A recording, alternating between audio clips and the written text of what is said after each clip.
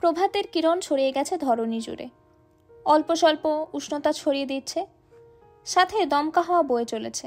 নতুন দিনের সূচনাটাই অন্যরকম। ঘুম ভেঙে নিজেকে আবিষ্কার করলাম পুরুষালী আলিঙ্গনে। মানুষটা আমায় নিজের বাহুডোরে বড্ড যত্নে আগলে রেখেছে। ওনার আঁকড়ে ধরার ধরন দেখে মনে হচ্ছে উনি পারে না আমায় নিজের কলিজার মাঝে ঢুকিয়ে নেয়। চোখ মেলে চাইলাম মানুষটার মুখপানে। কি স্নিগ্ধ সে মুখশ্রী, মায়া ভরা তার মুখ। এক গোছা চুল এসে পড়েছে আদ্রের মুখের ওপর। এলোমেলো চুলেও মানুষটাকে কতটাই না সুন্দর লাগছে। ইচ্ছে করছে চুলগুলো আরো এলোমেলো করে দিতে। যেই ভাবা সেই কাজ, হাত বাড়িয়ে আজও চুলগুলো এলোমেলো করে দিলাম। একা একা ভালো লাগছে না, কি করব সেটাই ভেবে পাচ্ছি না। অতঃপর আমার দুষ্টু বুদ্ধির আগমন ঘটল। আজের গাল টেনে দিলাম। হাতের সাহায্যে টেনে চোখ খোলার চেষ্টা করছি, কিন্তু কাজে দিচ্ছে না। আঁকিবুকি শুরু করে দিলাম আজের প্রশস্ত বুকে। এবার মহাশয় টনক নড়ল, চোখ মুখ কুচকে নিল, ঘুম ঘুম কণ্ঠে বলল, সকাল সকাল জ্বালাস না, ঘুমাতে দে। কথাগুলো বলে আমার হাতগুলো নিজের হাতের মাঝে চেপে ধরে ফের ঘুমিয়ে গেলেন। এদিকে আমি হাত ছাড়ানোর জন্য মুচড়ামুচড়ি করছি, কিন্তু কোনো লাভ হচ্ছে না। শেষমেশ হাত ছাড়াতে না পেরে ওভাবে এই ঘুমের দেশে পাড়ি দিলাম। মুখের ওপর পানির অস্তিত্ব অনুভব করতেই পিটপিট করে চোখ খুলে চাইলাম। সামনে আদ্র দাঁড়িয়ে, ট্রাউজার পরিহিত, ফর্সা উদম গায়ে টাওয়াল দিয়ে চুল মুছছে। বুকের পশমে বিন্দু বিন্দু পানির অস্তিত্ব বিদ্যমান। তার মানে কি উনি শাওয়ার নিয়েছে? আদ্রর চোখে চোখ পড়তেই কাল রাতের ঘটনা মনে পড়ে গেল। লজ্জারা ঘিরে ধরলো আমায়। আর চোখে আদ্রের দিকে তাকাতেই দেখলাম আদ্রের বুকে পিঠে আঁচড়ের দাগ। ছি ছি, লজ্জায় চোখ সরিয়ে নিলাম। আদ্র বলল, শুভ সকাল রৌদ্রময়ী। মিনমিনে স্বরে বললাম, শুভ সকাল। উঠে ফ্রেশ হতে যা, বেলা 9টা বেজে গেছে। জিভে কামড় পড়ল। শ্বশুর বাড়ি এসে প্রথম দিনই দেরি করে ঘুম থেকে উঠলাম। যদিও এখানে বলার মতো কেউ নেই, তাও আমার সকাল সকাল ওঠা দরকার ছিল। আদ্রকে বললাম, তুমি আমায় আরো আগে ডাকোনি কেন? এখন এত দেরি করে নিচে গেলে সবাই কি ভাববে? যার যা ইচ্ছে ভাবুক, তাতে তোর কি? তুই যা ফ্রেশ হতে। উঠে দৌড় লাগালাম ওয়াশরুমে। আদ্র আমার দৌড় দেখে পেছন থেকে বলে উঠল, আস্তে, না পড়ে যাবি। কে শোনে কার কথা? আমি তো আমি। আদ্র ফের বলল, পাগলি একটা। দুজন একসাথে নিচে নামছি, আদ্র আগে আর আমি ওনার পেছনে। নিচে ড্রয়িং রুমে বসে আছে সবাই। ওরা কি রাতে এখানেই ছিল?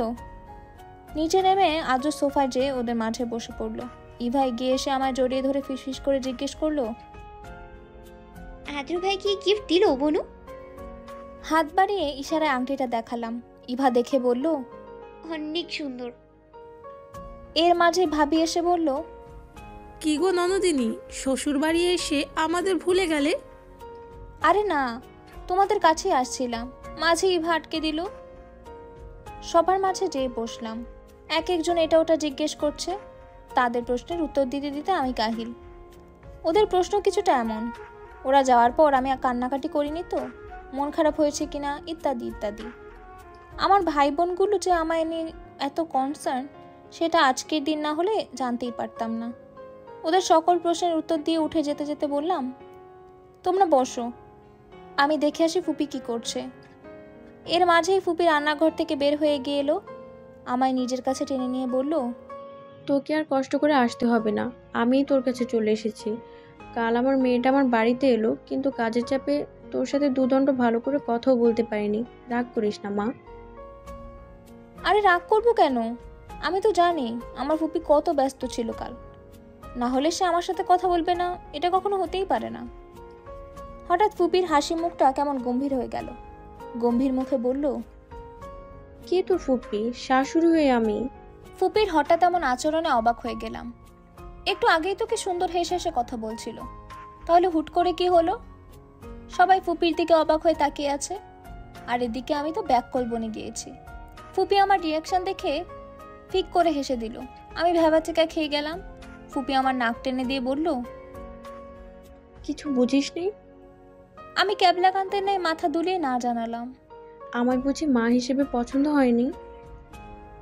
হয়েছে তো, তুমি তো আমার আরেক মা।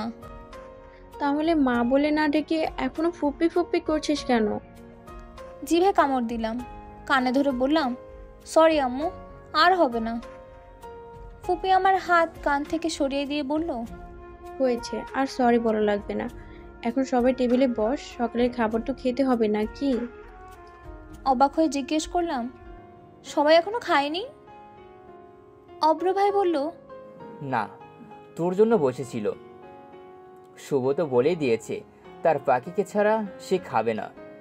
নিজে খায়নি, সাথে দেখ আমাদেরও না খাইয়ে রেখেছে। শুভ ভাইয়ের দিকে তাকাতেই ভাইয়া বলল, মিথ্যা কথা বলো না ভাইয়া, আমি একা না, তোমরাও খাবে না বলেছিলে। অব্র ভাইয়া হেসে বলল, আরে মজা করছিলাম, এখন নাই, সবাই একসাথে খাবো। সবাই একে একে টেবিলে গিয়ে বসে পড়ল। খাবার শেষে ড্রয়িং রুমে বসলো আমাদের আড্ডা। আমরা কাজিন মহল একসাথে মানেই আমাদের আড্ডা বসবে। মাঝে কিছু প্রতিবেশী আন্টিও এসে বউ দেখে গেছে। বেলা বাড়তেই বাড়িতে বউ ভাতের আয়োজন করা হচ্ছে। বেশ কিছুক্ষণ আড্ডা দিয়ে সবাই বাড়ি চলে গেছে। আমিও রুমে চলে এলাম। নিচে অনেক আত্মীয় স্বজনে ভরপুর। শাওয়ার নিয়ে রেডি হতে বসেছি। বিছানায় শাড়ির মেলা। এদিকে আমি কোন শাড়িটা পরবো সেটাই বুঝতে পারছি না। একবার মনে হচ্ছে পিঙ্ক শাড়ি পরি, আবার মনে হচ্ছে মিষ্টি কালারের শাড়ি পরি, কিন্তু সবচেয়ে সুন্দর লাগছে কালো শাড়িটা। কি পরবো ভেবেই পাচ্ছি না। আমার ভাবনার মাঝে আগমন ঘটল আদ্র সাহেবের। আদ্র ঘেমে নিয়ে একাকার হয়ে গেছে। গায়ে ঢাকা কালো রঙের টি শার্ট গায়ের সাথে লেপ্টে রয়েছে। সকালে গুছিয়ে রাখা চুলগুলো এলোমেলো, কপালে বিন্দু বিন্দু ঘামের অস্তিত্ব। আদ্র আমায় এভাবে গালে হাত দিয়ে ভাবনায় বসে থাকতে দেখে জিজ্ঞেস করলো, কিরে ভাবনার রানী, এখন আবার কি ভাবতে বসেছিস? আরে দেখো না, এতগুলো শাড়ির মাঝে কোনটা পরবো সেটাই বুঝতে পারছি না। এই ব্যাপার, আমাকে ডাকলেই পারতি। আদ্র শাড়িগুলো উল্টে পাল্টে দেখে ওগুলোর মধ্যে থেকে লাল রঙের জামদানি শাড়ি বের করে হাতে ধরিয়ে দিয়ে বলল, এটা পর, নতুন বউ, সুন্দর লাগবে। শাড়িটা রেখে উঠে আদ্রর কাছে গেলাম। শাড়ির আঁচল দিয়ে আদ্রর কপালে ঘাম মুছে দিতে দিতে জিজ্ঞেস করলাম, কি এমন কাজ করছিলে যে ঘেমে নিয়ে একাকার হয়ে এসেছো? তোরা মেয়েরা বিয়ের দিন ঘরে সেজেগুজে বসে থাকিস, আর আমাদের ছেলেদের বিয়ের দিনও সব কাজ ঠিকঠাক হয়েছে কিনা সেগুলো সব চেক করে তারপর বিয়ে করতে যেতে হয়। তাই নাকি সাহেব? তা কি এমন কার্য আপনি করছিলেন শুনি? রান্নার আয়োজন দেখতে গিয়েছিলাম। রান্না ঠিকঠাক না হলে তো সবাই খেতে পারবে না। আমার হইছে জ্বালা, যেদিকেই না যাব সেদিকেই কিছু না কিছু গড়বড় হবে। তাহলে তো বলতেই হয়, আপনি মেলা কাজ করে এসেছেন।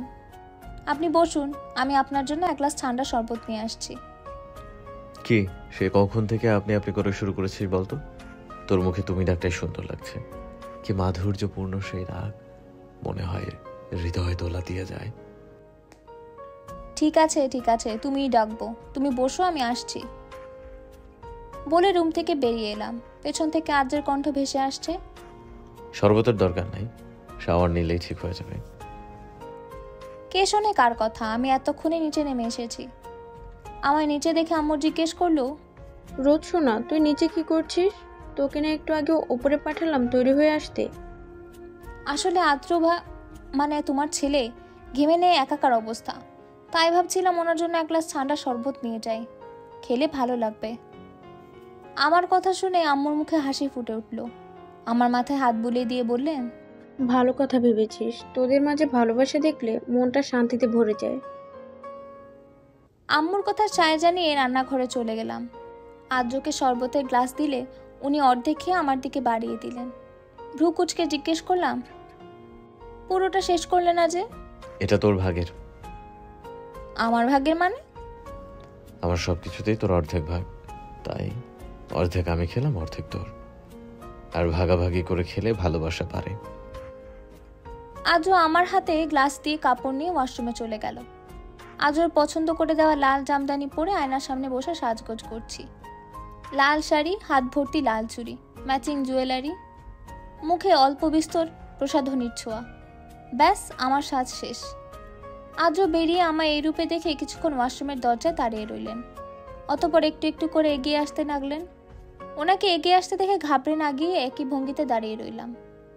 আদ্র এগিয়ে এসে খোপা করা চুলগুলো খুলে দিল। উন্মুক্ত হতেই ঝরঝর করে পিঠ জুড়ে ছড়িয়ে ছিটিয়ে গেল কেশগুচ্ছ। আদ্র অন্যরকম কণ্ঠে বলল, খোলা চুলে তোকে বেশি সুন্দর লাগে। কথাগুলো বলে মুখ ডুবিয়ে দিল চুলের মাঝে। চুলের মাঝে মুখ ডুবিয়ে রেখে মিহি কণ্ঠে জিজ্ঞেস করলো, চুলে কোন শ্যাম্পু দিস বলতো? ঘ্রাণটা অনেক সুন্দর। আদ্রকে এতটা কাছে অনুভব করে গলা দিয়ে স্বর বের হচ্ছে না। আদ্র কাছে এলেই কেন যেন বোবা হয়ে যায়, মনে হয় কথাগুলো গলায় আটকে গেছে। এমন সময় রুমের দরজায় নক করলো কেউ। আদ্র ছিটকে দূরে সরে গেল। জিজ্ঞেস করলাম, কে? ওপাশ থেকে ইভা বলল। আমি? আদ্র মেজাজ খারাপ করে বলল, এইবার কি কোনো খেদে কোনো কাজ নাই? প্রতিবার আমার রোম্যান্সের 12টা বাজাতে ওকে আসতে হবে। দূর। আদ্র জামা কাপড় নিয়ে ওয়াশরুমে ঢুকে গেলেন। আমি এগিয়ে গিয়ে দরজা খুলে দিলাম। ইভা জিজ্ঞেস করলো, কি করছিলি? এই তো রেডি হচ্ছিলাম। ইভা বিছানায় বসে পড়লো। আমি আয়নার সামনে দাঁড়িয়ে ফের চুলগুলো বাঁধার প্রচেষ্টায়। আদ্র যতই বলুক, বড়দের সামনে তো আর এভাবে চুল খুলে যাওয়া যায় না। তার উপর আজকে বৌভাত, কত মানুষ আসবে। আমার চুল বাঁধার মাঝেই আদ্র একেবারে রেডি হয়ে গেল। ওনার পরনে ক্রিম কালারের পাঞ্জাবি, উপরে লাল রঙের কোটি। পাশে এসে দাঁড়িয়ে চুল ঠিক করে ঘড়ি পড়তে পড়তে বলল, তুই থাক, আমি নিচে যাচ্ছি, তুই একটু পর আসিস। একটু থেমে ফের বলল, তোর একা আসা লাগবে না, আমি এসে নিয়ে যাব। বলে গটগট পায়ে চলে গেল। আমি এতক্ষণ ওনার দিকেই তাকিয়েছিলাম। ঘরে যে ইভা আছে সে খেয়াল বেমালুম ভুলে গিয়েছি। আদৌ চলে যেতে ইভা কাশি দিয়ে বলল, বনু, এই জন্যই বুঝি দরজা খুলতে দেরি হচ্ছিল? আরে তুই যা ভাবছিস তেমন কিছু না। আমি রেডি হচ্ছিলাম, উনি ওয়াশরুমে ছিল। বুঝি বুঝি, আমরা সবই বুঝি, খাই না সুজি। দুজন বসে গল্প করা শুরু করে দিলাম। একটু পরে আদ্র এসে আমায় নিচে নিয়ে এলো। নিচে আমার বাড়ির সবাই এসেছে, আব্বু আম্মু, বড় আব্বু, বড় আম্মু, সবাই। সবার সাথে দেখা করে কথা বলে স্টেজে গিয়ে বসলাম। সুন্দর মতো বৌভাত শেষ হলো। বৌভাতের অনুষ্ঠান শেষ হলে সবাই মিলে আমায় আর আদ্রকে আমাদের বাড়ি নিল। দিনটা কেমন ব্যস্ততা, হাসি, মজা, গল্পের মাঝেই কেটে গেল। সময়টা শীতকাল, কনকনে শীত যাকে বলে। ডিসেম্বরের শেষ দিকে শীতের অবস্থা বেগতিক। কম্বল মুড়ি দিয়েই যেন শীত নিবারণ করা যাচ্ছে না। কুয়াশায় ছেয়ে আছে চারপাশ। সকাল সকাল এই বাড়ি থেকে ও বাড়ি দেখা যাচ্ছে না, এতটা কুয়াশা। তার মধ্যে শুরু হয়ে গেছে ঝিরিঝিরি বৃষ্টি। ইদানিং ঋতুগুলো কেমন যেন নিজেদের ধরন বদলে ফেলেছে। ছোটবেলায় কখনো দেখিনি শীতের দিনে বৃষ্টি হতে। অক্টোবরের দিকে শেষ বৃষ্টি হতো, তারপর শীত চলে আসতো।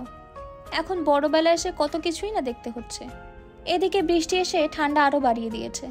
কম্বল মুড়ি দিয়ে আদ্রর বুকের মাঝে গুটিসুটি মেরে ঘুমের দেশে তলিয়ে আছি। এদিকে যে সেই কখন থেকে অ্যালার্ম বাজছে আমার সেদিকে খেয়াল থাকলে তো। আদ্র মাথায় হাত বুলিয়ে দিয়ে মৃদু স্বরে ডাকছে, বউ, আয় বউ, উঠ, তোর অ্যালার্ম বাজছে, মেডিকেলে যেতে হবে না, উঠে রেডি হ।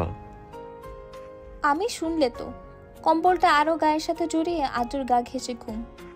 আদ্র ডেকেই চলেছে। একসময় ঘুম ঘুম কণ্ঠে জবাব দিলাম, কি হয়েছে, ডাকছো কেন? একটু ঘুমাতে দাও না।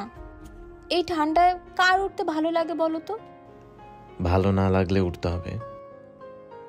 আমি উঠবো না। মেডিকেলে যাবি না? না, আমার প্রচন্ড শীত করছে, আজকে যাব না। আদ্র হতাশ কণ্ঠে বলল, ভবিষ্যৎ ডাক্তার যদি এমন হয়, পেশেন্টদের যে কি অবস্থা হবে আল্লাহই জানেন। আমি তাদের রুহের মাগফিরাত কামনা করছি। ঘুম উধাও হয়ে গেল। বাই এনি চান্স আদ্রকে আমায় বাজে ডক্টর বোঝালো? আমি পেশেন্টদের ঠিকমতো দেখি না এটাই বোঝালো? চোখ ছোট ছোট করে আদ্রর দিকে তাকিয়ে জিজ্ঞেস করলাম, তুমি কি বোঝাতে চাইছো? আমি কেয়ারলেস ডক্টর? মোটেও না, আমি এটা কখন বললাম? রণচণ্ডী রূপ ধারণ করে বললাম, তাহলে কি বোঝাতে চেয়েছো শুনি? আদ্র হঠাৎ আমার রণচণ্ডী রূপ দেখে ঘাবড়ে গেছে। আমার মাথাটা নিয়ে নিজের বুকে চেপে ধরে বলল, আমি কিছুই বুঝাই নাই, তুই ঘুমায় বলছিলি না, ঘুমা। ঘুম উধাও হয়ে গেছে। এখন চোখ বুজে থাকলেও ঘুম আসবে না, এটা শিওর। চুপটি করে আদ্রর বুকে মাথা রেখে ওনার হৃদস্পন্দনের শব্দ শুনছি। কোনো মানুষ যে এতটা আগ্রহ নিয়ে কারো হৃদস্পন্দনের শব্দ শুনতে পারে, এটা বোধহয় আমি ছাড়া কেউ না। আজও আমায় জড়িয়ে রেখে চোখ বুজে রেখেছে। আজর বুকে মাথা রেখে জিজ্ঞেস করলাম, তুমি অফিস যাবে না? না। কেন? বউ যাবে না তাই আমিও যাব না। তুমি বাড়ি থেকে কি করবে? কেন? বউয়ের সাথে রোমান্স। আজর কথা শুনে শুকনো ঢোক গিললাম। ওনাকে ঠেলে উঠতে উঠতে বললাম, তুমি থাকো বাসায়, আমি মেডিকেলে যাচ্ছি। আজও খপ করে আমার হাত টেনে নিজের বাহু ডোরে আমায় আবদ্ধ করতে করতে বলল, এইটা হবে না জান, রোমান্স মানে রোমান্স, নো ছাড়াছাড়ি। সময় কারোর জন্য অপেক্ষা করে না, বয়ে চলে নিজ গতিতে। তেমনই সময়ের বিবর্তনে কেটে গেছে 2 মাস। সেদিন বাড়ি গিয়ে আর ইভান ভাইকে পাইনি। বড় আম্মুকে জিজ্ঞেস করলে জানায় ইভান ভাই নাকি সেদিন রাতেই চলে গেছে। তার যাওয়ার কথা শুনে দীর্ঘশ্বাস ফেললাম। ইভান ভাইয়ের জীবনে একটা মানুষ আসুক যে তাকে ভালোবাসবে, ভালোবেসে তাকে আগলে রাখবে। আমার দিনগুলো মেডিকেল, আম্মু আর আরুর সাথে গল্প, আদ্রর সাথে ঘুনছুটি, মান অভিমান, ভালোবাসা সব মিলে যেন খুব দ্রুত চলে গেছে। মাঝে মাঝে ভাবি, এই তো 2 মাস আগেও বাবার বাড়ি ছিলাম। বাড়ি কাছাকাছি হলেও দূরত্ব ছিল দুজনের মাঝে। এখন মানুষটা সবসময় আমার 2 চোখের সামনে। ইচ্ছে হলে তাকে ছুঁয়ে দেওয়া যায়, হুটহাট জড়িয়ে ধরা যায়, অভিমানে গাল ফুলিয়ে একগাদা অভিযোগ করে বসা যায়। মানুষটা কত মনোযোগ দিয়েই না শোনে আমার সেই অভিমানে মেশানো অভিযোগগুলো। এই মানুষটাকে না পেলে জীবনে বড় আক্ষেপ রয়ে যেত। সবকিছুর পরিবর্তন হলেও একটা জিনিস আগের মতোই রয়ে গেছে, সেটা হলো আমার প্রতি আদর, ভালোবাসা। উল্টো এখন আগের চেয়ে বেড়ে গেছে। মানুষটা আমায় অভিযোগ করার কোনো সুযোগই দেয় না। কিছু বলার আগেই বুঝে যায়। আমার মন খারাপে তার উদ্বেগের শেষ নেই। কোনো একদিন আক্ষেপ নিয়ে বলেছিলাম, আমার ভাগ্যটা তো খারাপ কেন, কেন ইভান ভাই আমায় ভালোবাসেনি। আর আজকে কয়েক বছরের বিবর্তনে মুখে হাসি ফুটিয়ে বলতে পারি, নিঃসন্দেহে আমি ভাগ্যবতী নারী, যাকে এক পুরুষ তার সকল সত্তা উজাড় করে ভালোবাসে। বিকেলে আমি আর আরু বসে বসে কার্টুন দেখছি। টিভিতে টম অ্যান্ড জেরি চলছে। টম আর জেরির কাণ্ড দেখে হাসতে হাসতে দুজনের অবস্থা কাহিল। আশেপাশে কি হচ্ছে সেদিকে আমাদের খেয়াল থাকলে তো। আদ্র একটু বেরিয়েছে, ফুপি রুমে রেস্ট নিচ্ছে। আরু আর আমি হাসতে হাসতে গড়াগড়ি খাচ্ছি। এর মাঝে কেউ এসে পাশে বসলো। সেদিকে খেয়াল নেই আমার, পাশের মানুষটা আমায় ডাকছে। আমি বিভোর টিভির স্ক্রিনে। হুট করে টিভি অফ হয়ে গেল। আমি আরুর দিকে, আরু আমার দিকে তাকিয়ে আছে। আমাদের দুজনের মাঝে কেউ টিভি অফ করিনি। তাহলে টিভিটা অফ করলো কে? পাশে তাকিয়ে দেখলাম আদ্র মহাশয় রক্তিম চোখে চেয়ে আছে। ওনার হাতে রিমোট। আরু বলল, ভাইয়া টিভি অফ করলে কেন? আদ্র গম্ভীর কণ্ঠে বলল, টিভি না থেকে পড়তে যা। আরু কথা বাড়লো না, উঠে চলে গেল। আদ্র হঠাৎ এমন গম্ভীর রূপ, কারণ কি? মিনমিনে কণ্ঠে জিজ্ঞেস করলাম, রেগে আছো কেন? কিছু কি হয়েছে? কোনো সমস্যা? রেগে থাকবো না তো কি করবো? সেই কখন থেকে ডাকছি, তোর খেয়াল আছে? আমার তো মাঝে মাঝে মনে হয় তোর যে একটা জামাই আছে সেটা তুই ভুলেই বসেছিস। সরি, আসলে টিভি দেখতে গিয়ে খেয়াল করিনি। 1 কাপ কফি নিয়ে রুমে আয়, কথা আছে। আদ্র ধূপধাপ পা ফেলে চলে গেল। আমি ওনার যাওয়ার দিকে তাকিয়ে রান্নাঘরে চলে গেলাম। কফি বানিয়ে রুমে ঢুকতেই কানে এলো আদ্র কারোর সাথে কথা বলছে। কফিটা টি টেবিলে রেখে আদ্রের পাশে গিয়ে বসলাম। উনি কথা শেষ করে কফি হাতে নিলেন। তোমার কি কোনো কারণে মন খারাপ? রেগে আছো আমার উপর? রেগে থাকার কাজ করলে রাগ করবো না তো কি করব? সরি বললাম তো। আদ্র কিছু বলবে এমন সময় ওনার ফোন বেজে উঠল। আদ্র ফোন রিসিভ করতেই ওপাশ থেকে ইভা হুড়মুড় করে বলে উঠল, আদ্র ভাই তাড়াতাড়ি বনুকে নিয়ে বাড়ি চলে এসো। আদ্র কিছু বলবে তার আগেই কল কেটে দিল। কে কল দিয়েছে? ইভা। কি বললো? বললো তোকে তাড়াতাড়ি ও বাড়িতে যেতে। হঠাৎ এমন জরুরি তলব? কারো কিছু হয়েছে নাকি? আমি কিভাবে বলবো বল? আমাকে কিছু বলতে না দিয়ে ফোন কেটে দিল। চল গিয়ে দেখি। তৎক্ষণাৎ বেরিয়ে পড়লাম দুজন। রাস্তায় আমাদের মাঝে তেমন কথা হলো না। বাড়িতে ঢুকতেই চোখ পড়ল সোফায়। সবাই সেখানে বসে আছে। তাদের মাঝে ভাবি লজ্জারাঙা মুখ নিয়ে বসে আছে। আমাকে দেখেই ইভা লাফ দিয়ে উঠে এলো। আমাকে জড়িয়ে ধরে বলল, বনু তুই ফুপি হতে চলেছিস। আমাদের বাড়িতে পুচকু আসবে। মানে? ভাবি প্রেগনেন্ট। ইভাকে ছেড়ে ভাবির কাছে চলে এলাম। আম্মুরা সবাই ভাবিকে এটা সেটা বলছে। ভাবি, ঘটনা কি সত্যি? ভাবি মাথা নেড়ে সায় জানালো। লাফ মেরে উঠে বসলাম। আমাদের বাড়ি পুচকু আসবে? তার ছোট ছোট হাত পা আধো আধো বুলিতে ফুপি ফুপি ডাকবে। ইস, ভাবতে আমার খুশিতে নাচতে ইচ্ছে করছে। আমার খুশির শেষ নেই। আমাকে দেখে মনে হবে বাচ্চা মেয়ে কোনো কিছু পাওয়ার খুশিতে লাফিয়ে বেড়াচ্ছে। আমার সাথে যোগ হলো ইভাও। মা বলে উঠল, তোরা কি জীবনেও বড় হবি না? একজনের বিয়ে হয়ে গেছে, আরেকটার বিয়ে দিব, এখনো সেই বাচ্চাদের মতোই করে যাবি। বড় আম্মু বলল, ওদের কিছু বলে লাভ নেই, এগুলো এই জীবনে শুধরবে না। বড় আম্মুর কথা শুনে দুজন একে অপরের দিকে তাকিয়ে একসাথে বলে উঠলাম, হাম নাহি সুধরেঙ্গে কভি ভি। বলে দুজন একসাথে হেসে দিলাম। আর্য ভাবিকে বলল, খালি মুখে সুখবর তো শুনবো না, মিষ্টি কোথায়? ভাবি লাজুক মুখে উত্তর দিল, আমি আর ইভা বসে পড়লাম প্ল্যান করতে। আমরা এমনই, কোনো একটা টপিক পেলেই আমরা শুরু হয়ে যাই। পুচকুর নাম কি রাখা হবে সেটা নিয়ে আমি আর ইভা তর্ক বিতর্ক করছি। আমাদের ঝগড়া দেখে হাসছে সবাই। এর মাঝেই আর্য ভাইয়ের আগমন হলো। মিষ্টি মুখ করায় ব্যস্ত সবাই। রাতের আকাশে কালো মেঘের ছড়াছড়ি। আকাশে এক ফালি চাঁদ মেঘেদের মাঝে উকি দিচ্ছে। চারপাশে নিস্তব্ধতা। আজকে আমাদের বাড়িতেই থেকে গিয়েছি। যেতে চাইলেও বড় আম্মু আমাদের যেতে দেয়নি। ইভা, রোশনি, ঈশিতা আপু, ভাবি তাদের সাথে আড্ডা দিতে দিতে রাত 12টার কাছাকাছি বেজে গেছে। ঈশিতা আপু বিকালে এসেছে। ওদের বিদায় দিয়ে রুমে ঢুকলাম। রুমের লাইট নেভানো, ডিম লাইট জ্বলছে মিটিমিটি করে। পুরো রুমে কোথাও আদ্র নেই। তাহলে উনি কোথায়? ওয়াশরুমে উকি দিয়ে দেখলাম সেখানেও নেই। বেলকনির দিকে তাকাতেই নজরে এলো পুরুষালে অবয়ব। এগিয়ে গেলাম সামনের দিকে। আজও উদাস মনে আকাশের দিকে তাকিয়ে আছে। নিঃশব্দে এগিয়ে গেলাম ওনার কাছে। পেছন থেকে জড়িয়ে ধরে পিঠে মাথা রেখে মৃদু কণ্ঠে জিজ্ঞেস করলাম, এই যে বর্মশাই, কি হয়েছে তোমার?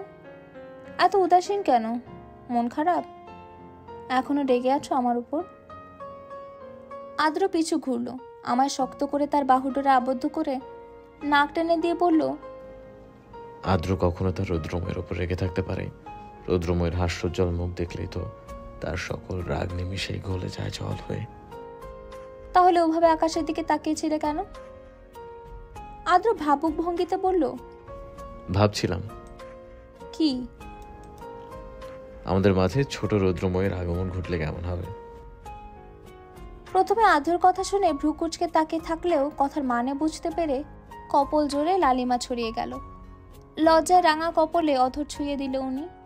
শোন, তোর ফাইনাল ইয়ারের এক্সামের পরেই তার আগমনের ব্যবস্থা করব। ছোট একটা প্রাণ, পুরো বাড়িময় ঘুরে বেড়াবে। আধো আধো কণ্ঠে তোকে আমাকে ডাকবে। একদম তোর মতো চঞ্চল দুষ্টু, পুরো বাড়ি যে মাতিয়ে রাখবে। তুই যেমন পুচকু থাকতে টুকুস টুকুস করে কথা বলতি তেমন। সে হবে তোমার মতো। আমার পুচকু আদ্র চাই। রৌদ্রময় না, পুচকু আদ্র। এই নিয়ে দুজনের মাঝে বেজে গেল লঙ্কা কাণ্ড।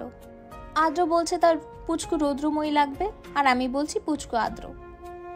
ঝগড়ার এক পর্যায়ে আদ্র হুট করে কোলে তুলে নিল। ভারসাম্য বজায় রাখতে আদ্রর গলা জড়িয়ে ধরলাম। উনি রুমে প্রবেশ করে বিছানায় শুয়ে দিয়ে ফিসফিস করে বলল, রোদময় আসবে নাকি আদ্র আসবে সেটা পরে, আগে তাদের আগমনের ব্যবস্থা তো করতে হবে নাকি? তুমি দেখে নিও, আদ্রই। পুরো কথা বলার আগে আদ্র অধরে অধর মিলিয়ে দিল। ধীরে ধীরে দুজনে হারিয়ে যাচ্ছি ভালোবাসার অতল গহীনে। ভালোবাসার শহরে, যেই শহর জুড়ে শুধুই আমাদের বিচরণ। শরৎকালে চারপাশে কাশফুল ফুটে রয়েছে। সাথে আছে জুই, কেয়া, কাশফুল, শিউলি, জবা, কামিনী, মালতী, মল্লিকা, মাধবী, ছাতিম ফুল, বড়ই ফুল, দোলন চাপা, বেলি, জারুল, নয়নতারা সহ নানান রকমের ফুল। শরতের প্রকৃতি বড়ই বৈচিত্র্যময়, লাবণ্যময়ী। বিকেলে ছাদে দাঁড়িয়ে আছি। মনোমুগ্ধকর হাওয়া এসে ছুঁয়ে দিয়ে যাচ্ছে ক্ষণে ক্ষণে। একটু আগে বৃষ্টি হওয়ায় ঠান্ডা পরিবেশ। একটু একটু শীত শীত অনুভূত হচ্ছে। কতদিন পরে নিজের প্রিয় ছাদে এসেছি তার হিসেব নেই। ঘুরে ঘুরে ছাদে লাগানো গাছগুলো দেখছি। এখানে লাগানো গাছগুলোর মধ্যে কয়েকটা আমার নিজ হাতে লাগানো। ভালো করে খেয়াল করে দেখলাম কয়েকটা ফুল গাছ শুকিয়ে গেছে।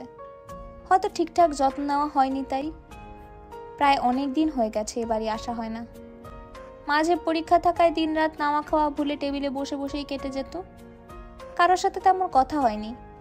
সকালে উঠে পড়তে বসতাম, রাতে একেবারে পড়া শেষ করে উঠতাম।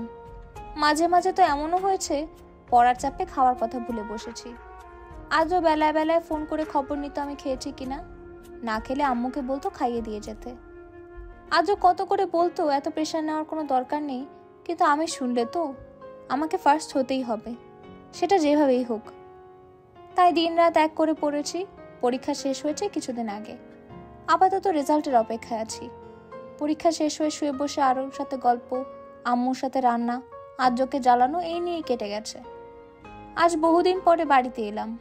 সকালবেলা আদ্র অফিসে যাওয়ার সময় দিয়ে গেছে, আবার যাওয়ার সময় নিয়ে যাবে। বউ ছাড়া আদ্র মহাশয়ের যেন চলেই না। বিয়ের পরে এমন কোনো দিন যায়নি যেদিন আমি এ বাড়ি ছিলাম আর আদ্রও বাড়ি। আমি এ বাড়িতে থাকলে উনি কোনো না কোনো বাহানায় টুপ করে চলে আসবে। একদিন তো এমন হয়েছে, রাত তখন 11টার কাছাকাছি, আমি নিজের রুমে শুয়ে ফোন চালাচ্ছি, এমন সময় আদ্র সাহেবের আগমন। হঠাৎ এই সময় উনি ভ্রুকুচকে জিজ্ঞেস করলাম, তুমি এত রাতে, কোনো সমস্যা? আমার সবচেয়ে বড় সমস্যা তো তুই। মানে? তোর জন্য বাড়িতে বসেও শান্তি নেই। রুমে ঢুকতে রুমটা খালি খালি লাগছিল। রুমে ঢুকতে কারো অভিযোগের ঝুলি খুলেনি, কেউ এসে চুলগুলো এলোমেলো করে দেয় নাই। রুমের সব কিছু তাদের জায়গায় থেকেও কি যেন একটা নেই নেই ভাব। হাহাকার করছিল রুমটা। প্রতিদিন শত ক্লান্তি থাকলেও তা জন্য নিমিষে হাওয়া হয়ে যেত, কিন্তু আজকে ক্লান্তিরা হাওয়ার বদল করে আরো জেঁকে বসেছিল। বরং বারবার জানান দিচ্ছিল রুম জুড়ে নীরবতা আর শান্ত, কেমন গুমট পরিবেশ। আমি থাকতে পারছিলাম না, দম বন্ধ হয়ে আসছিল। অবশেষে টিকতে না পেরে চলে এলাম। আমি অবাক নিতে তাকিয়ে আছি আদ্রর দিকে। আমি একদিন কি এবারই এসেছি, এতেই ওনার এই হাল। আজও হুট করে এগিয়ে এসে শক্ত করে জড়িয়ে ধরে বলল, তোকে ছাড়া আমার এক মুহূর্ত চলবে না রুদ্রময়ী, এক মুহূর্ত না। সারাদিনের ক্লান্তি শেষে রুমে ঢুকে আমার তোর হাসি মুখটা চাই, যে মুখশ্রী দেখে আমি আমার সারাদিনের ক্লান্তি নিমিষেই ভুলে যেতে পারবো। সব সময়ের জন্য তোকে আমার চাই। আমার মাথায় হাত। এই লোকটাকে নিয়ে আমি কোথায় যাব? আজকে নিজের সাথে আরেকটু শক্ত করে জড়িয়ে নিলাম। এই মানুষটার পাগলামিগুলো ছাড়া আমি অসম্পূর্ণ। আবেশে দুজন দুজনকে জড়িয়ে আছি। আজও কিছুটা করুণ কণ্ঠে বলে উঠল, আমি কখনো ছেড়ে যাস না রুদ্রময়ী, তুই ছেড়ে গেলে যে আমি নিঃস্ব হয়ে যাব। এই দেহে প্রাণ থাকবে যতদিন, তোমার রৌদ্রময়ী তোমার পাশে থাকবে ততদিন। আদর করা পাগলামিগুলো মনে করে আনমনে হাসছিলাম। এমন সময় পাশে এসে দাঁড়ালো ইভা। ভ্রুকুচকে তাকিয়ে আছে আমার দিকে। এভাবে তাকিয়ে আছিস কেন? কি খবর বনু? সুখবর আছে নাকি? আমাকে তোর কি মনে হয় সুখবরের গোডাউন? আমি সারাদিন সুখবর নিয়ে ঘুরি? আরে খেপিস কেন, এমনিই জিজ্ঞেস করছিলাম। তোর এমনির গুষ্টি কেলায়। এখন বল, তোর কি খবর? বিয়ে করছিস কবে? বিয়ের কথা শুনে ইভার মুখে লালিমা ছড়িয়ে গেল। ওকে দেখে মনে হচ্ছে বেচারি লজ্জা পাচ্ছে। লজ্জায় রাখা মুখে বলল, পিয়াস বলেছে শীঘ্রই বাবা মাকে নিয়ে আসবে। ভালো তো, তাড়াতাড়ি বিয়ে কর, একটা দাওয়াত খাই। দুজনে টুকটাক কথা বললাম কিছুক্ষণ, অতঃপর সন্ধ্যা নামার আগেই নেমে এলাম। রাত 10টার কাছাকাছি। আদ্রর আসার নাম নেই। কয়েকদিন যাবত অফিসে কাজের চাপ বেড়েছে। বেচারার অবস্থা খারাপ। বাড়ি আসেও রাত করে। উৎসুক হয়ে বারবার ঘড়ির দিকে তাকাচ্ছি, কখন আসবেন উনি। রুমে আর ভালো লাগছে না। বেলকুনিতে পা বাড়ালাম। বেলকুনি জুড়ে বেলি ফুলের সুবাস। আলতো হাতে ফুলগুলো ছুঁয়ে দিলাম। আমার কত শখের আর যত্নের এই গাছগুলো, যত্নের অভাবে কেমন নেতিয়ে গেছে। বিকেলে বসে সময় নিয়ে আগাছাগুলো পরিষ্কার করে পানি দিয়েছি। এখন কিছুটা সতেজ লাগছে। ফুলগুলো ছুঁয়ে দোলনায় বসে পড়লাম। কিছুক্ষণের মাঝে দরজা খোলার শব্দ কানে ভেসে এলো। উকি দিতেই দৃষ্টি পড়ল ক্লান্ত আদ্রর ওপর। সকালে ইন করে যাওয়া শার্টটা কেমন কুঁচকে গেছে, ঘামে ভিজে গায়ের সাথে লেপ্টে আছে। চুলগুলো এলোমেলো, গলার টাই ঢিলে করা, গায়ের কোট হাতে রাখা। আদ্র হাতের কোটটা ছুঁড়ে বিছানায় ফেললেন। ধূপ করে বসে পড়লেন বিছানায়। এগিয়ে এলাম তার কাছে। মুখটা কেমন শুকিয়ে গেছে। মানুষটার উপর দিয়ে কাজের প্রেশার গেছে বোঝাই যাচ্ছে। আজও চোখ বুজে রয়েছে। কাছে গিয়ে এলোমেলো চুলগুলো গুছিয়ে দিতে দিতে বললাম, আজ এত দেরি হলো যে, বেশি ক্লান্ত লাগছে? আজও কিছু না বলে জড়িয়ে ধরলো। পরপর দুবার শ্বাস নিয়ে বলল, একটু আগে ক্লান্ত থাকলেও এখন ফ্রেশ আছি। অফিসের কাজ শেষ করতে গিয়ে দেরি হয়ে গেছে। আবার চোখ বুজে নিল। আজও চুলগুলো এলোমেলো করছি আর গুছিয়ে দিচ্ছি। নীরবে নিভৃতে কেটে গেল কয়েক মুহূর্ত। মৃদু কণ্ঠে বললাম, যাও ফ্রেশ হয়ে এসো, তারপর খাবার খাবে চলো। আজও আমায় নিজের থেকে ছাড়িয়ে নিয়ে জিজ্ঞেস করলো, আজও খাসনি? মাথা নেড়ে না জানালাম। আদ্র ভ্রু কুচকে বলল, তোকে কতবার বলেছে আমার আসতে দেরি হলে খেয়ে নিবি, কিন্তু কে শোনে কার কথা? এই বেশি কথা না বলে যাও তো, একসাথে খাবো। আদ্র ফ্রেশ হতে চলে গেল। আমিও নিচে নেমে গেলাম। খাবারগুলো গরম করতে হবে। একটু পরে আদ্র নেমে এলো। দুজনে খাবার খেয়ে রুমে চলে এলাম। ক্লান্ত থাকায় খুব তাড়াতাড়ি ঘুমিয়ে গেল আদ্র ঘুমিয়ে যেতেই চুপটি করে উঠে পড়লাম। নিস্তব্ধতায় ঘেরা চারপাশ, আধারে ঢেকে আছে ধরণী। আকাশে অল্প স্বল্প মেঘেদের আনাগোনা। থালার ন্যায় জলজল করছে চন্দ্র। ঘুমে বিভোর সবাই। আদ্রকে মৃদু স্বরে ডেকে উঠলাম। উনি ঘুম ঘুম কণ্ঠে উত্তর দিল, ডাকছিস কেন? আমার ছাদে যেতে ইচ্ছে করছে। এখন? হ্যাঁ, চলো না ছাদে যাই। কতদিন দুজন রাত জেগে গল্প করি না। আজও হাত বাড়িয়ে নিজের সাথে জড়িয়ে নিয়ে বলল, এই রাতে ছাদের পেতনি আছে, তুই গেলে ঘাড় মটকে দেবে। আমরা আজকে না, অন্য একদিন যাব, যেদিন পেতনিটা থাকবে না। আমি ছাদে যাব বলেছি, যাব। বায়না করে না বউ, ঘুম পাচ্ছে, অন্য একদিন যাব। তুমি আমায় নিয়ে যাবে না তো? ঠিক আছে, তুমি ঘুমাও, আমি একাই যাচ্ছি। উঠতে নিলে আদ্র নিজেই উঠে বসলো। দিনে দিন বড্ড নাছর বান্ধা হয়ে যাচ্ছিস রুদ্রময়ী, বলে হাত ধরে ছাদের দিকে হাঁটা দিল। আদ্র সাহেব যে বিরক্ত হয়েছে এটা শিওর। ওনার বিরক্তি মাখা মুখের দিকে তাকিয়ে মিটিমিটি হাসছি। ছাদের দরজায় পা রাখতেই নজরে এলো ঘুটঘুটে অন্ধকার। অন্ধকারে ভালো করে কিছু দেখাও যাচ্ছে না। আদ্র হাত ছেড়ে দিয়ে বলল, তুই এখানে দাঁড়া, আমি লাইট জ্বালিয়ে আসছি। আদ্র এগিয়ে গেল। অকস্মাৎ ছাদের লাইট জ্বলে উঠল। সবাই একসাথে বলে উঠল, হ্যাপি বার্থডে আদ্র। আদ্র অবাক চোখে চেয়ে আছে। পিছু ঘুরে আমার দিকে তাকালো। এগিয়ে গিয়ে বললাম, শুভ জন্মদিন বরমশাই। আদ্র আমার মুখের দিকে তাকালো, অতঃপর সবার দিকে দৃষ্টি দিল। একে একে সবাই আদ্রকে উইশ করলো। বাড়ির সবাই ছাদে উপস্থিত। সবার মাঝে ফুপি ফুপা আরও আছে। ছাদটা সুন্দর করে সাজানো হয়েছে। বেলুন, ফুল, মোমবাতি দিয়ে পুরো ছাদকে ডেকোরেশন করা হয়েছে। ছাদের মাঝে একটা টেবিল রাখা, টেবিলের ওপর কেক।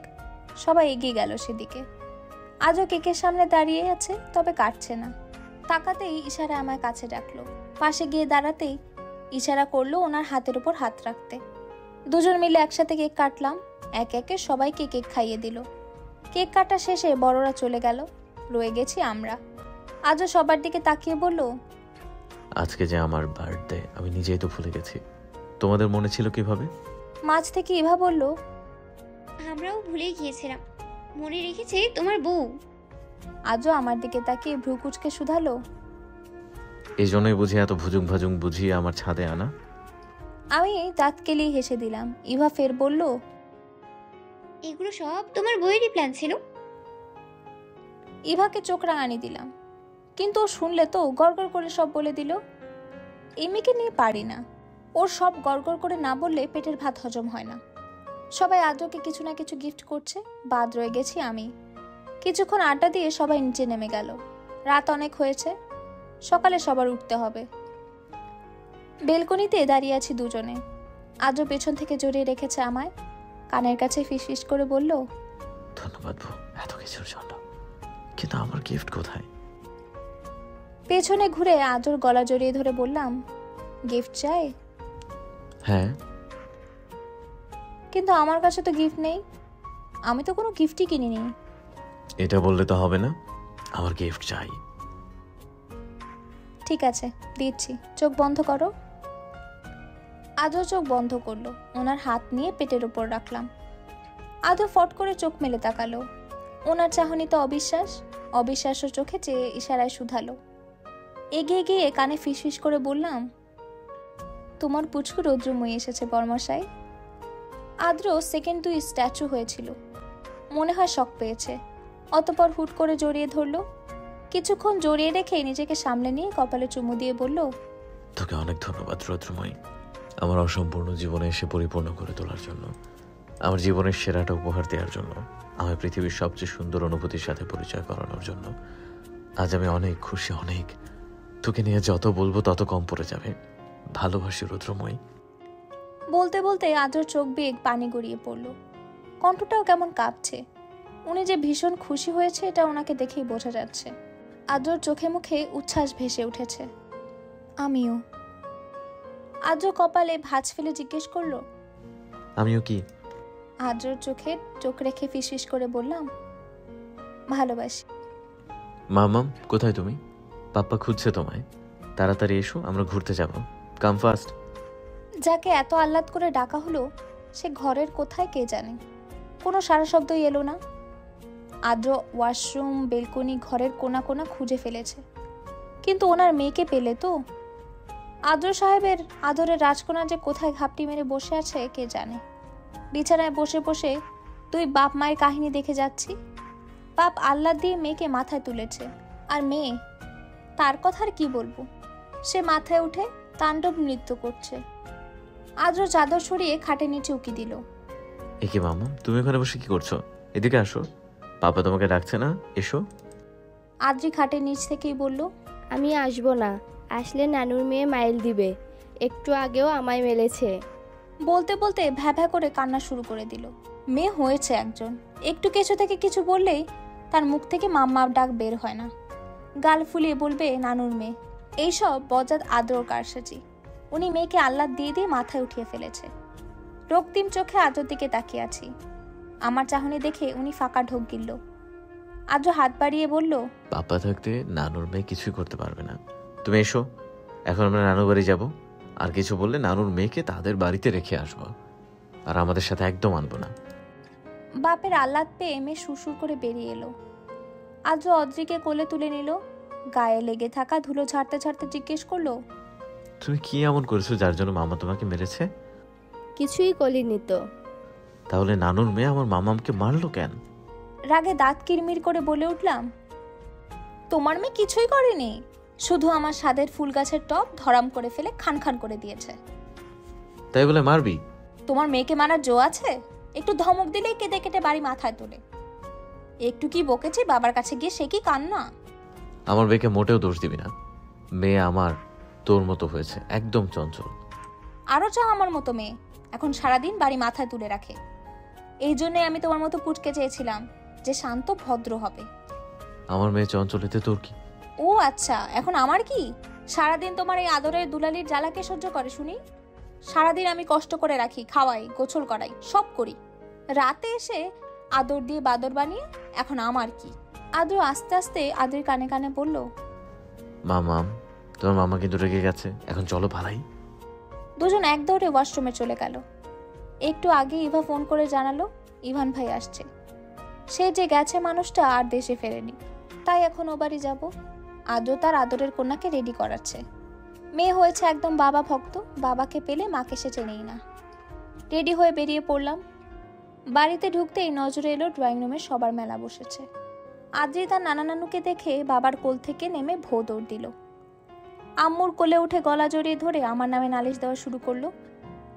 আম্মু ওর কথা শুনে ওর তালে তাল দিয়ে বলল, নানু আম্মাকে আচ্ছা করে বকে দিব, মাম্মা যেন আদ্রি সোনাকে না বকে। এগুলো সব আদ্রের শিখানো। আমি কিছু বললেই আম্মুকে ফোন দিয়ে মেয়েকে শিখিয়ে দেবে আমার নামে বিচার দিতে। আদ্রি আর আম্মুর কাহিনী দেখছি, এমন সময় ইভা এসে বলল, জানিস বনু, ইভান ভাই বিয়ে করেছে। কি বলছিস? আমায় তো কেউ এই বিষয়ে বলেনি। আমি ছবি দেখেছি, মেয়েটা ভারী মিষ্টি, ভাইয়ের সাথেই মানিয়েছে। কই আমাকেও দেখা, আমিও একটু দেখি। হুম, তোকে দেখানো বারণ আছে, তোকে সারপ্রাইজ দিবে বলেছে। ইভার সাথে টুকটাক কথা বলছি। মাঝে কেটে গেছে 4টা বছর, বদলেছে সময়, ক্যালেন্ডারের পাতা, আরো অনেক কিছু। আমাদের কাজিন মহলের সবাই এখন যার যার ব্যক্তিগত জীবনে ব্যস্ত। তবে যত ব্যস্ততাই থাকুক না কেন, আমাদের আড্ডা মিস যায় না। একদিন বসলে পুরো রাজ্যের গল্প জুড়ে দিই। বাড়িটা এখন আর আগের মতো নেই, এখন কেমন শান্ত হয়ে গেছে। সবাই বাচ্চা কাচ্চা সংসার নিয়ে ব্যস্ত। আর্য ভাইয়া আর প্রিয়ম ভাবির এক ছেলে এক মেয়ে, শুভ ভাইয়া তিথিয়াপুর এক ছেলে, ইয়াদ ভাইয়া ইফাজ ভাইয়া তাদের কাজের সূত্রে ফ্যামিলির থেকে অন্যত্র থাকে। রুদ্র ভাই বিয়ে করেছে 2 বছর আগে, ভাবি প্রেগনেন্ট, তার 7 মাস চলছে। খুব শীঘ্রই আমাদের বাড়িতে নতুন মেহমান আসবে। ঋষাব ভাই পড়াশোনা করে এখনো ব্যাচেলর ঘুরছে। আব্বু আম্মু বিয়ের জন্য প্রেশার দিচ্ছে, তবে তিনি নাকি বিয়ে করবে না। ভাইয়ের জন্য মেয়ে দেখা হচ্ছে। ঈশিতাপুর এক ছেলে এক মেয়ে, ইভার এক মেয়ে। রোশন পড়াশোনা শেষ করে ভার্সিটির লেকচারার হিসেবে জয়েন হয়েছে। রোশনির বিয়ে হয়েছে প্রায় 6 মাস হবে। আরও শ্বশুর বাড়ি, ওর ফুটফুটে একটা বাচ্চা ছেলে। আমাদের কাজিন মহলের জায়গায় কয়েকদিন বাদে আমাদের বাচ্চাদের কাজিন মহল হয়ে যাবে, কিন্তু এখনো আমরা সেই আগের মতোই রয়ে গেছি। কারো মাঝে তেমন বদল আসেনি। এই যে ইভা আর আমি, ইভা পিয়াসের কোলে মেয়েকে দিয়ে টিভি ড্যাং ড্যাং করে ঘুরে বেড়াচ্ছে, আর আমার মেয়ে, তাকে নিয়ে কি বলবো, সে তার পাপ্পা পেলে আমাকে চেনেই না। ইভা আর আমি বসে বসে গল্প করছি, এর মাঝেই এলো তিথি আপু। তিথি আপুর সাথে সাথে এসেছে তীব্র। ছেলে হয়েছে একদম শুভ ভাইয়ার কার্বন কপি, গম্ভীর, চুপচাপ, শান্ত। তিথি আপুর এই নিয়ে অভিযোগের শেষ নেই। সবাই তৈরি হলে আমরা বেরিয়ে পড়লাম এয়ারপোর্টের উদ্দেশ্যে। আমি, আদ্র, অদ্রি আমাদের গাড়িতে। আদ্র ড্রাইভ করছে, অদ্রি তার পাপার গলা জড়িয়ে কোলে বসে আছে। আমি এত করে বললাম আমার কাছে আসতে, কিন্তু সে আসবেই না। একটু পরপর সে এটা সেটা দেখিয়ে আদ্রকে জিজ্ঞেস করছে। আদ্র মশাইও আছে, গাড়ি চালাচ্ছে আর মেয়ের কথার উত্তর দিচ্ছে। মেয়ে সারাদিন কান ঝালাপালা করলেও দিব্যি ধৈর্য নিয়ে মেয়ের কথা শুনবে। এয়ারপোর্টের সামনে সবাই দাঁড়িয়ে আছি। একটু পরেই বেরিয়ে এলো ইভান ভাই। তার কোলে 2 বছরের একটা বাচ্চা ছেলে। ইভান ভাইয়ের পেছন পেছন এগিয়ে আসছে এক সুন্দরী রমণী। সামনে আসতেই মেয়েটাকে দেখে অস্ফুট স্বরে বলে উঠলাম, তিন্নি তুই? হ্যাঁ আমি। তুই আর ইভান ভাই কেমনে কি? তুই তো বলেছিলি তোর ভাইয়ের গলায় ঝুলে যেতে, তাই ঝুলে গেলাম। ইভান ভাইকে পেলি কোথায়?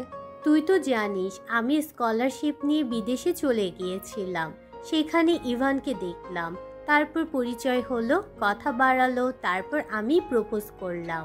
তুই প্রপোজ করলি আর ভাইয়া রাজি হয়ে গেল? এমনি এমনি রাজি হয়েছে নাকি, পুরো 1 বছর ঘুরিয়েছে ব্যাটার পিছু, তারপর যে রাজি হয়েছে। তাও তার শর্ত, সে প্রেম করবে না, সোজা বিয়ে করবে। তারপর বাবা মাকে জানিয়ে করে ফেললাম বিয়ে। তিন্নিকে ছেড়ে ইভান ভাইয়ের কাছে এগিয়ে গেলাম। ইভান ভাই জিজ্ঞেস করলো, সারপ্রাইজটা কেমন লাগলো রোদ পাখি? অনেক বাজে, আমি আপনার সাথে কথাই বলবো না ইভান ভাই, বলে গাল ফুলালাম। আমার কাণ্ড দেখে ইভান ভাই ফিক করে হেসে দিল।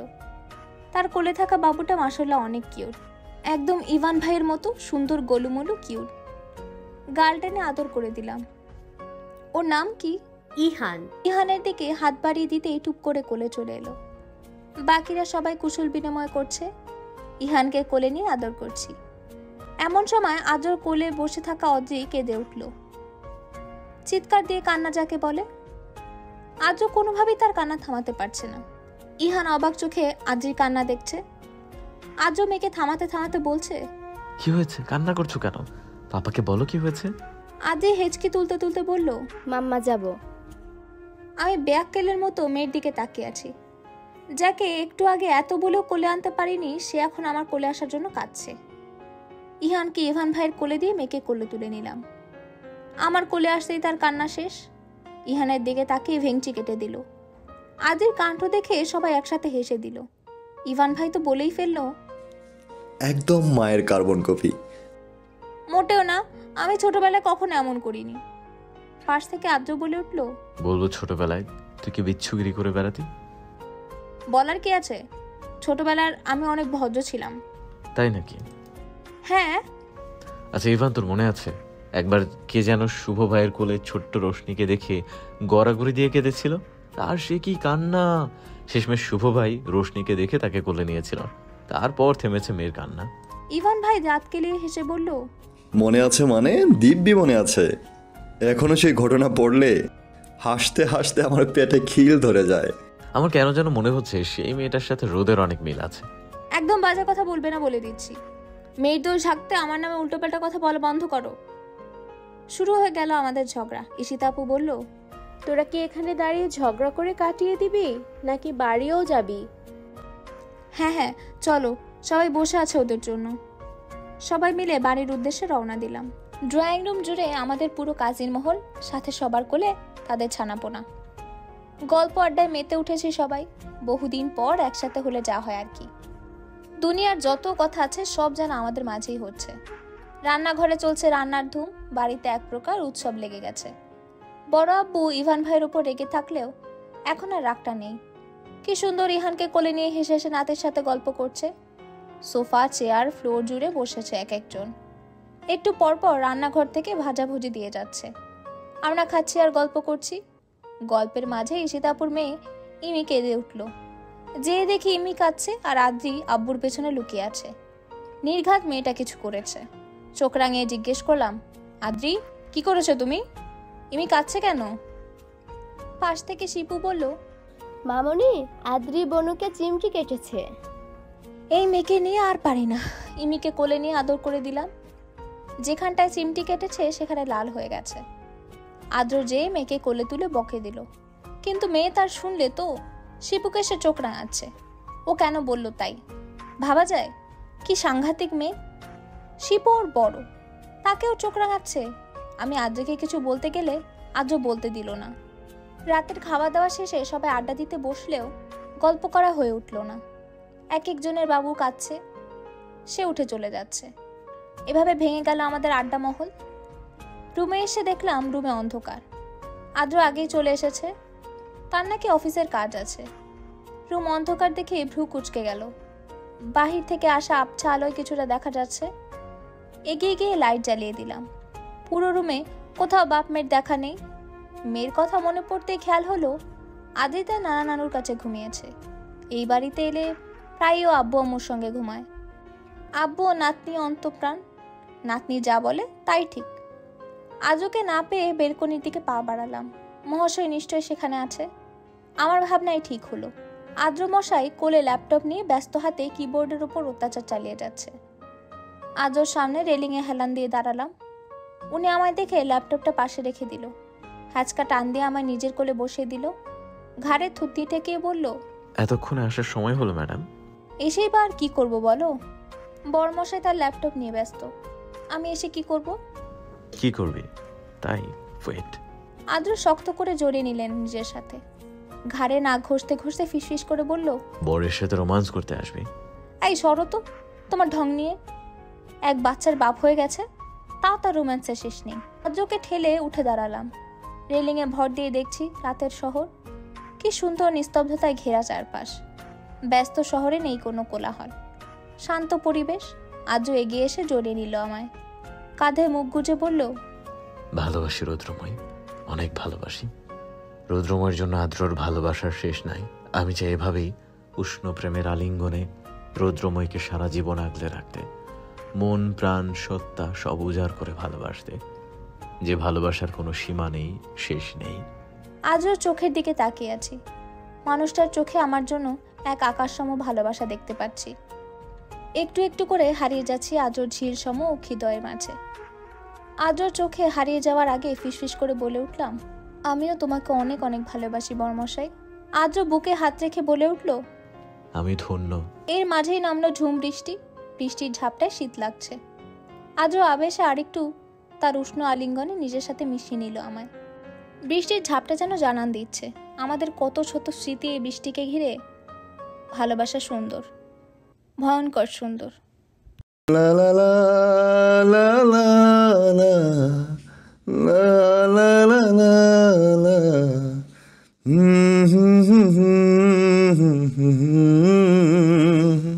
মনে পড়ে শুধু কত আপন তুই, জেনেছে হৃদয় আমার, তোকে পাবার পর হৃদয় তুলপার, পাবো না তোকে ফিরে